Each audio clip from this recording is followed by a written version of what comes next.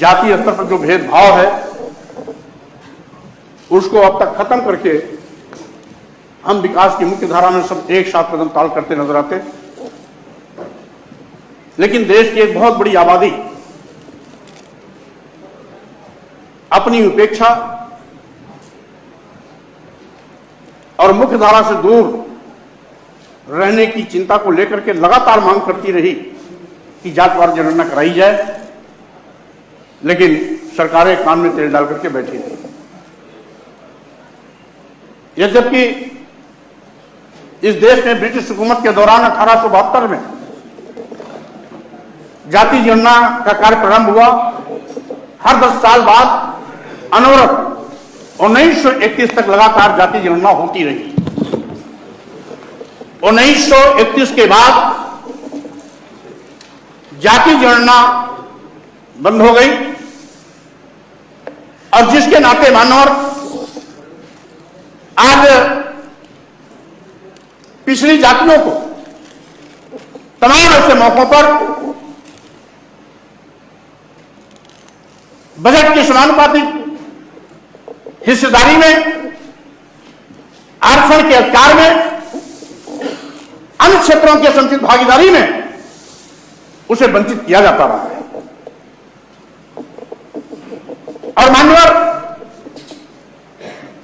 1931 के बाद जब 1951 में जाति जनगणना हुई, यह मांग तो तब से चलती रही, लेकिन सरकार जाति जनगणना कराने से कतराती रही। यहां तक कि 2011 में जाति जनगणना के आंकड़े तैयार तो किए गए थे, लेकिन उसको भी सार्वजनिक नहीं किया गया। इस देश के प्रधानमंत्री माननीय जवाहरलाल नेहरू जी रहे हो या माननीय अटल बिहारी वाजपेयी जी रहे हो, सभी से उम्मीदें की जाती रही हैं। यहां तक कि आज जो केंद्र में और प्रदेश में सरकार में है, भारतीय जनता पार्टी भी जब विपक्ष में थी तो 2010 की पार्लियामेंट में माननीय गोपीनाथ मुंडे जी ने अपना वक्तव्य दिया था कि यदि 2011 में जाति गणना का आंकड़ा तैयार प्रस्तुत नहीं कराया जाता, जनगणना नहीं कराई जाती, तो पिछड़े वर्गों को 10 वर्ष और भी लाभ से वंचित होना पड़ेगा। यह गोपीनाथ मुंडे ने चिंता जाहिर की। यही नहीं मालूम, अब यही 2019 लोकसभा चुनाव के पूर्व तत्कालीन देश के गृह मंत्री, वर्तमान में रक्षा मंत्री माननीय राजनाथ जी ने भी सार्वजनिक मंचों से घोषणा किया था कि हम जाति जनगणना कराएंगे। मानव यहां तक कि कांग्रेस सरकार अपने समय में जिस जाति जनगणना को करने से कतराती रही, 2018 में कांग्रेस के नेताओं ने भी लोकसभा में जातवार जनगणना कराने की मांग की थी। मानव क्या कारण है कि विपक्ष में रहने पर भारतीय जनता पार्टी, विपक्ष में रहने पर कांग्रेस पार्टी, जिनकी केंद्र में सरकारें रही हैं, वो जाति जनगणना कराने की मांग तो करती है, लेकिन सत्ता में आने के बाद जाति जनगणना कराने से बचती है। मानव ये लोग महत्व इसलिए है कि पिछड़े वर्गों के आरक्षण से संबंधित कई मामले जब माननीय सर्वोच्च न्यायालय के सामने गए तो माननीय सर्वोच्च न्यायालय ने उस समय जातीय पिछड़ों की जातीय आंकड़े को प्रस्तुत करने के लिए कहा, तो सरकार हमेशा पल्ला झाड़ लेती रही कि चूंकि जातिवार जनगणना नहीं है, इसलिए पिछड़ी जातियों का आंकड़ा भी उपलब्ध नहीं है, यह कह के पल्ला झाड़ लेती थी। मानकर यहां तक कि भारतीय संविधान के अनुच्छेद 340 में जिसमें इस बात की स्पष्ट व्याख्या की गई है समाज में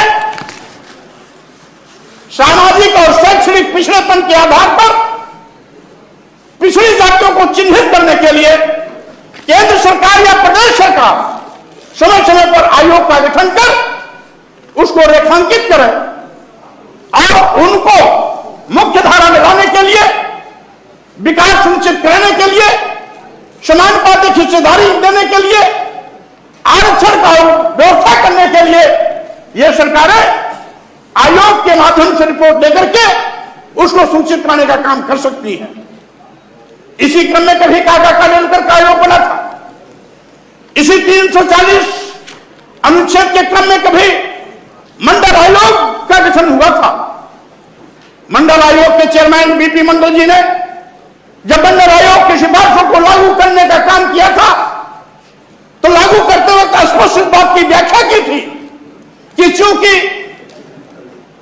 वर्तमान में जातीय जनगणना का आंकड़ा उपलब्ध नहीं है, इसलिए 1933 की जातीय जनगणना के आधार पर जिनकी आबादी इनकी 52% है, उसके क्रम में हम इनको आरक्षण देने की व्यवस्था की सिफारिश कर रहे हैं।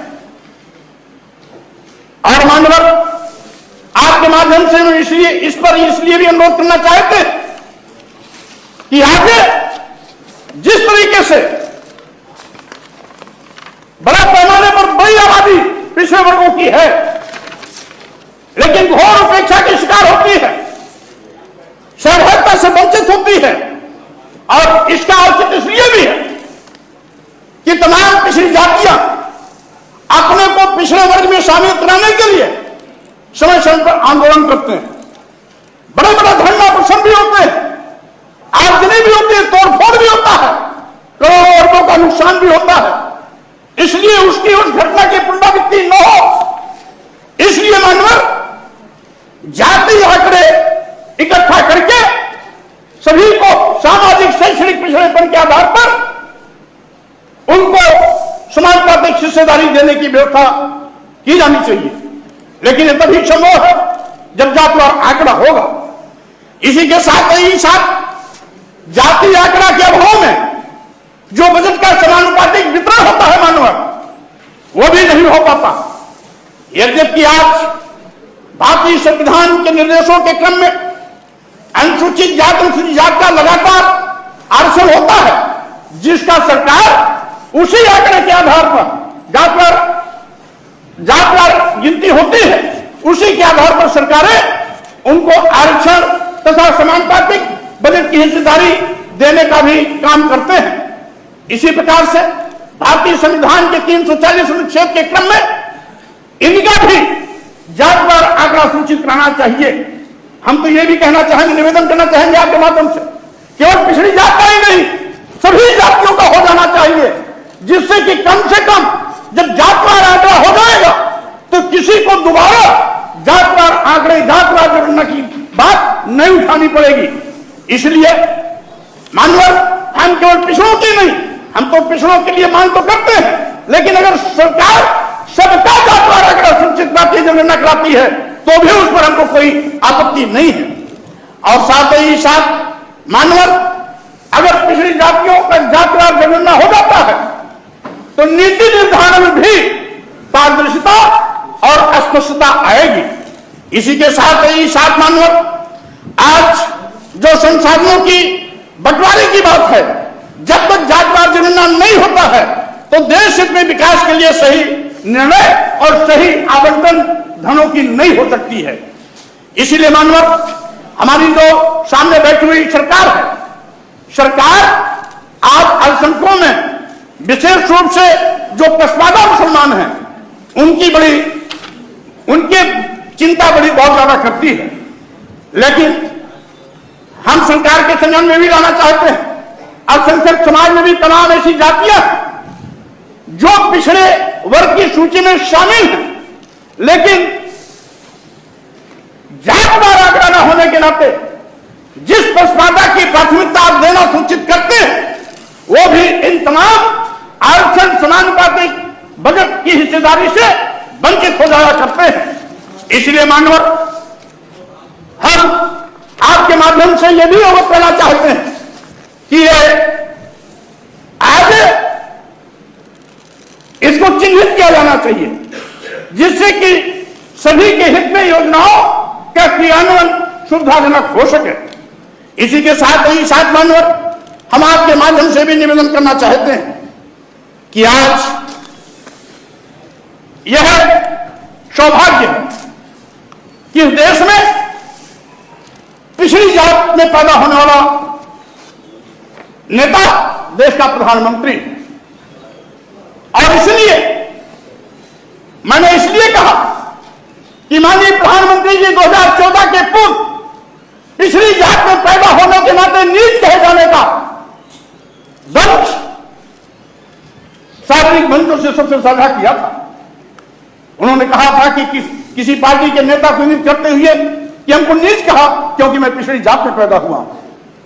अब पिछड़ी जात में पैदा हुआ नेता अगर देश का प्रधानमंत्री है तो स्वाभाविक रूप से हमारी उम्मीदें और बढ़ जाती हैं, क्योंकि जाके पैर न फटी बवाई ऊ का जाने पीर पर आई।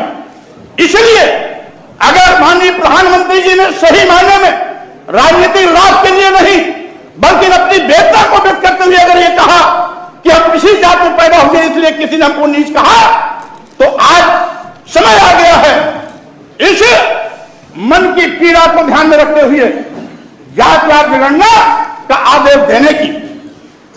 इसलिए भी मानव आज हम ज्यादा उम्मीद करते हैं कि अभी पार्लियामेंट की जो बैकवर्ड कमेटी है, पार्लियामेंट्री जो बैकवर्ड क्लास की कमेटी है, उसने संस्तुति की तो पिछड़ा वर्ग आयोग को संवैधानिक दर्जा दिया। माननीय प्रधानमंत्री ने पिछड़ा वर्ग आयोग को संवैधानिक दर्जा दिया। यही नहीं, ओबीसी जातियों के सर्वेक्षण के लिए मानवर उन्होंने रोहिणी आयोग का गठन भी किया, लेकिन चूंकि कोई जातवार आंकड़ा नहीं है इसलिए रोहिणी आयोग के गठन के बावजूद भी आज प्रगति 1 इंच भी नहीं हुआ। यहां तक कि माननीय प्रधानमंत्री जी ने रोहिणी आयोग के गठन की उसका जो समय सीमा है कई बार बढ़ाया, लेकिन रोहिणी आयोग भी हाथ हाथ रख करके बैठ गई है। तो स्वाभाविक रूप से मानव आज जब आपका गठित रोहिणी आयोग निष्प्रभावी निष्क्रिय है क्योंकि जात का आंकड़ा नहीं है। हमारे तमाम इसके पहले के भी आयोगों ने इसकी सिफारिश की है। माननीय सर्वोच्च न्यायालय ने भी जातवार आंकड़ा मांगा है। जातवार आंकड़ा आज देश की प्रमुख मांगों का मुद्दा बन गया है। इसलिए मानव आपके माध्यम से मैं सरकार से निवेदन करना चाहता हूं कि इस जातवार आंकड़ा को जातवार जनगणना को कराने की बात को स्वीकार करें। अभी उत्तर आएगा मामला केंद्र का, प्रदेश का, लेकिन अनुच्छेद 340 भारतीय संविधान के अनुच्छेद 340 के अंतर्गत केंद्र सरकार और प्रदेश सरकार दोनों इस बात के लिए अधिकृत हैं। अगर मान लीजिए केंद्र सरकार हीराबाजी करती है तो प्रदेश सरकार उत्तर प्रदेश में इस जातीय जनगणना को करा सकती है। इसमें केंद्र सरकार के पक्ष में बात डाल करके यह इस जिम्मेदारी और जवाबदेही से बच नहीं सकती है, क्योंकि भारतीय संविधान अनुच्छेद 340 केंद्र सरकार प्रदेश सरकार दोनों को इसको बराबर अधिकृत करती है कि सामाजिक शैक्षणिक पिछड़ेपन के आधार पर आज चिन्हित करा करके जातवार गणना के माध्यम से इसका सही मूल्यांकन आकलन कर उनको समुचित भागीदारी देने का काम करें। बजट में समानुपातिक बंटवारे की बात करें, विकास की मुख्य धारा में रहने के लिए आरक्षण व्यवस्था सुनिश्चित कराने की बात करें। इसलिए मानव आपके माध्यम से निवेदन करता हूं कि आज इत्तेफाक से नेता सदन के रूप में हमारे वरिष्ठ मंत्री माननीय सोमदेव जी बैठे हुए हैं और इत्तेफाक से शायद वो भी पिछली जात से आते हैं। तो हम चाहते हैं कि अगर नेता सदन भी है, देश का प्रधानमंत्री भी है, तो देश किस बात का आज सरकार को घोषणा करनी चाहिए कि जो यहां पर जातवार जनगणना की मांग की गई है सरकार सहमत है। अगर ये घोषणा करते हैं तो हम भी स्वागत करेंगे। हम निवेदन करते हैं मानव आज सरकार इसे जवाब मांगे और आपका भी सदस्यता इस पर होनी चाहिए, जिससे कि एक सकारात्मक कोई निर्णय आए। धन्यवाद। माननीय मंत्री जी, कौन बोलेंगे? उत्तर प्रदेश सरकार के केंद्र सरकार को सिफारिश तो भेज ही सकती है मनवर। कार्य स्थगन स्वीकार करते हैं और आवश्यक कार्रवाई हेतु भेजते हैं। बहुत बड़ा मनवर। माननीय सभापति महोदय जी, 340 अनुच्छेद भारतीय संविधान केंद्र और प्रदेश सरकार दोनों को बराबर का अधिकार देती है, वो गठन कर सकती है। बिहार प्रदेश में गणना चल रही है, ये कहकर के नहीं बच सकते। स्वामी प्रसाद जी, आपका पक्ष, आपने अपनी बात कह ली, आपका पक्ष आ गया। माननीय अम्बेडकर जी, माननीय अम्बेडकर जी,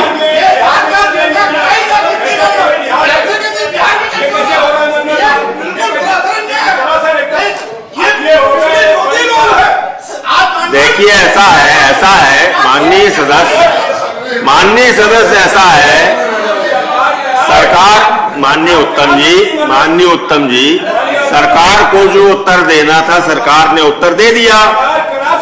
आप सरकार को अपने मन का उत्तर देने के लिए बाध्य नहीं कर सकते। नहीं, हम क्यों निर्देश करें? ये विषय आपका और सरकार का है। हमने आपको अपनी बात कहने का अवसर दिया पूरा। माननीय मौर्य जी, आप सरकार का विरोध करिए, सरकार के विरोध में वेल में जाइए, सरकार के विरोध में बहिष्कार करिए, ये सब आपको अधिकार है। लेकिन आप कहें कि पीठ से निर्णय करा जाए, इसके लिए आप वेल में आएंगे, ये उचित नहीं है और ये स्वीकार्य भी नहीं है।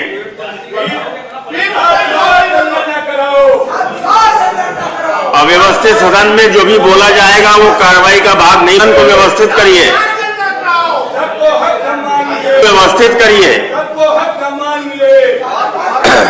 माननीय लाल बिहारी जी, नेता समाजवादी पार्टी,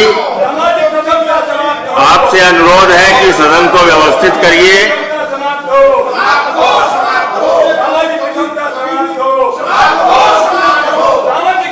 माननीय लाल बिहारी जी, अपने सदस्यों को कहिए सदन को व्यवस्थित करें, अपना आसन ग्रहण करें। गोपाल जी, चलिए अब हो गई।